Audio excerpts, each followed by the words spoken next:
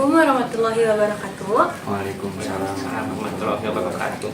Di sini saya dan kelompok saya akan mewawancarai pengusaha muda sekaligus teman kita juga. Sebelumnya perkenalkan dulu, nama saya Alfira Namadisa. Nama saya Fani Siti Nur Fadilah. Dan nama saya Pilah Akila. Sebelumnya untuk Akang bisa perkenalkan diri dulu. Perkenalkan, nama saya Miftah Farid. Untuk saya asal dari Tasikmalaya dan di sini saya di Bandung sebagai perantau sekaligus mahasiswa yang berkuliah di Politeknik FT3 gitu. Buat pertanyaan pertama nih Kang ya, Iya. boleh jelasin nggak profil usahanya kayak gimana itu? Sebelumnya, saya malu ya disebut pengusaha karena disebut pengusaha saya belum pantas lah karena usaha saya ini masih kecil. Dan untuk profil usaha ini juga sebenarnya saya nggak niat untuk usaha, cuman karena tuntutan tugas waktu semester 1 ada tugas entrepreneur, saya berusaha dan mencoba untuk mengembangkan bisnis yang telah dijalani oleh kakak saya dari jauh-jauh hari gitu. Saya di sini cuman meneruskan bisnis, mengembangkan bisnis yang sudah ada dengan membranding gitu. Jadi saya itu mengambil produk dari kakak saya, lalu saya membranding produk tersebut dengan nama produk Basreng Mikro gitu. Alhamdulillah untuk hari ke hari produk ini mengalami perkembangan yang signifikan lah. Dari kakak saya, yaitu tugasnya hanya memproduksi dan saya sebagai pemasar, bisa disebut juga reseller gitu. Untuk brand, saya punya brand sendiri karena kakak saya tidak mempunyai brand, dan kakak saya itu hanya memproduksi, itu pun bagi semua kalangan orang yang ingin berjualan di bidang makanan ringan basreng gitu. Saya punya brand sendiri di tahun 2022. Sampai sekarang usaha saya ini baru berjalan sekitar kurang lebih 10 bulan. Untuk pendirinya mah brand saja, saya pendiri brand saja gitu. Untuk pendiri usaha murninya mah dari kakak saya sih. Untuk yang selanjutnya, kalau untuk struktur organisasi perusahaannya kayak gimana? Nah, untuk struktur organisasi mungkin ada saya sebagai pemilik sekaligus pendiri brand ini Basreng Mikro. Kemudian saya juga yang memproduksi dan saya juga yang mengeluarkan. Tapi di sini saya sudah mempunyai partner untuk menjadi reseller, teman saya sendiri yaitu teman kuliah. Kemudian untuk yang lainnya juga sebenarnya kami itu membuka reseller untuk siapa saja. Kemarin kebetulan sudah dibawa juga produk kami itu oleh mahasiswa gitu. Nah, untuk penjualannya kan tadi ada reseller banyak kan. Nah, untuk penjualan di cara media sosial atau digital marketingnya itu gimana sih kan?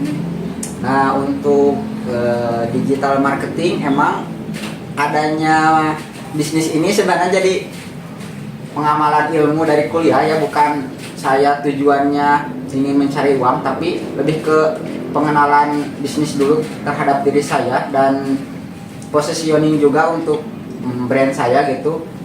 Dan tugas utamanya sih mengamalkan ilmu-ilmu yang ada di perkuliahan.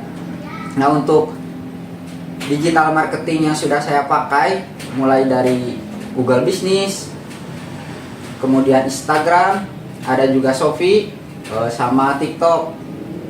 Nah, yang di Shopee dan TikTok itu sebenarnya kami membuat hanya untuk planning ke depannya biar bisa berkembang seperti orang lain, aktif di media sosial. Namun untuk saat ini, untuk Shopee dan TikTok Shop belum optimal karena belum dipakai sepenuhnya, hanya membuat akun dan mengenalkan brand saja. Untuk yang sudah cukup untuk saya mendapatkan feedback baiknya yaitu di media sosial Instagram dan Google Business. Di situ potensi untuk berjualan sangat bagus ya, terutama di Instagram karena opsi-opsi untuk jualannya cepat gitu. Untuk jangkauan lebih luas mah di Google Ads atau Google Business itu cukup baik. ada pernah beberapa tawaran juga untuk pemesanan besar skala tonan, itu di Google Business. Nah, di antara media sosial tadi kan yang paling banyak potensinya itu kan di Google Business ya, sama Instagram. Nah, tapi di antara tadi itu yang berarti omset yang paling besarnya dari Google Business. Omset mah dari yang paling besar di Instagram, cuman yang memungkinkan pemasaran lebih luas di Google Ads gitu. Cuman Google Ads gak terlalu dioptimalkan karena sebatas mengamalkan ilmu saja yang diterapkan oleh dosen. Coba saya terapkan, kemudian itu ada efeknya gitu. Nah, belum saya optimalkan. Mungkin jika nanti kedepannya usaha ini bisa jalan terus, saya akan optimalkan yang tadi Shopee, TikTok ataupun Google Ads. Tapi yang fokus sekarang saya itu di Instagram sih. Di Instagram. Untuk Instagramnya sendiri ntar kita cantumin aja di daerah di sini lah ya. Nah, jadi kalau misalnya nih kan kalau kita memesan nih bisa via WA juga nggak berarti? Oh bisa, itu ada pre-order dulu sebelumnya. Jadi kalau mau pemesanan skala banyak, biasanya dari 1 ataupun 2 hari sebelumnya ada pre-order dulu gitu. Pemesanan PO berarti ya? PO. Begitupun pemesanan sedikit mah biasanya sudah ada ready stok barang. Kalau pemesanan skala banyak mah biasanya harus PO dulu. Skala banyak tuh berarti minimal berapa kilo tuh Pak?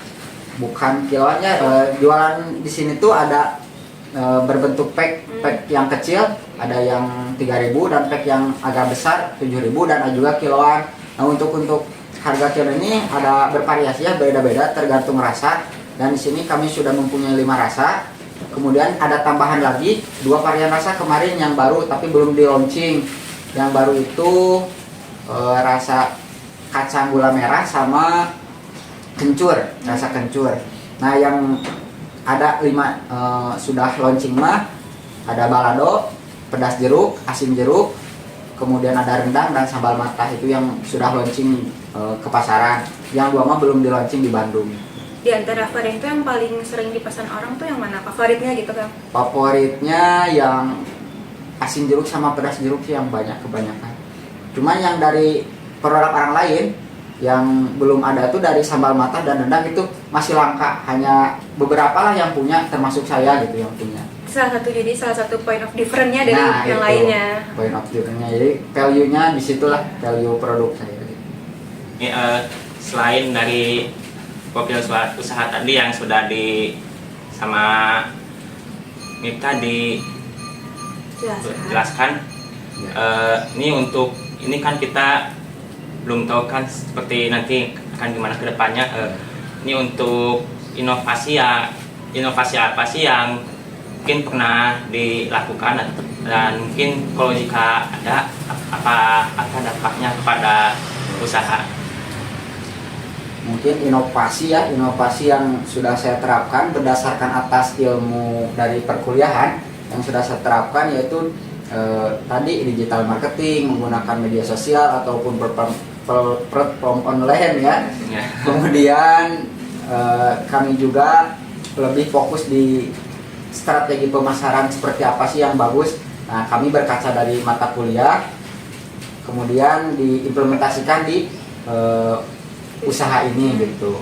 Dari strategi pemasaran yang sudah dijalankan, inovasi yaitu dari varian rasa, kami sudah menyediakan varian rasa yang belum dimiliki oleh orang lain. Seperti tadi ada sambal matah dan rendang, kemudian ada kacang gula merah dan kencur. Itu belum ada sih di orang lain, masih langka lah.